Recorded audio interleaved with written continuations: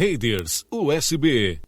Em seguida, temos os conectores das portas USB frontais, também conectados diretamente na placa-mãe.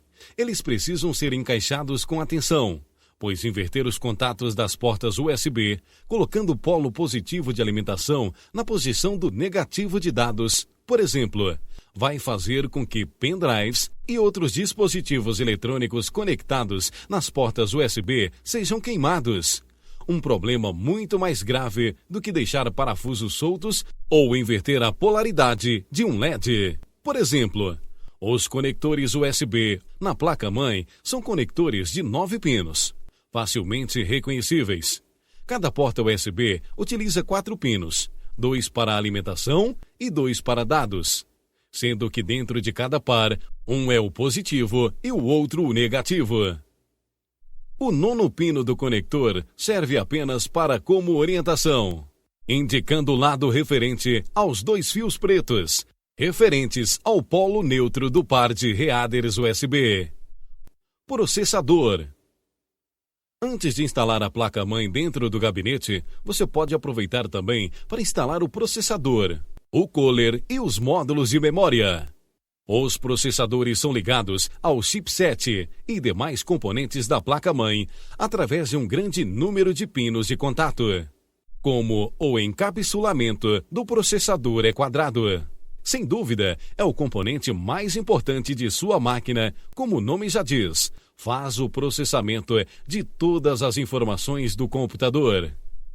O encaixe do processador é genericamente chamado de ZIF, Zero Insertion Force, nome que indica justamente que você não precisa fazer nenhuma pressão para encaixar o processador. A própria ação da gravidade é suficiente para encaixá-lo no soquete. O ideal é simplesmente segurar o processador alguns milímetros acima do soquete e simplesmente soltá-lo. Danos aos pinos do processador são desesperadores, pois é muito difícil desentortar os pinos. Se alguns poucos pinos forem entortados, sobretudo pinos nos cantos, você pode tentar desentortá-los usando uma lâmina, tentando deixá-los alinhados com os outros da fileira. Ainda relacionado ao processador, temos um item que está diretamente ligado a ele, caros alunos. Pasta térmica. Tem por função evitar o aquecimento do processador, onde é aplicado sobre o processador antes da instalação. Usar uma pasta premium, baseada em algum composto metálico, normalmente reduz a temperatura de operação do processador em 2 ou 3 graus em relação a usar alguma pasta branca genérica. A diferença é maior em overclocks mais externos, onde a dissipação térmica do processador é consequentemente mais elevada. Independentemente do tipo escolhido, a ideia básica é passar uma fina camada de pasta térmica cobrindo todo o dissipador do processador.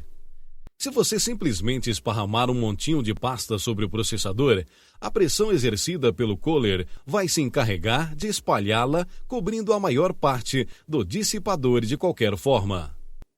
Mas a aplicação nunca fica perfeita, de forma que se você tiver tempo para espalhar a pasta uniformemente, antes de instalar o cooler, o resultado será sempre um pouco melhor.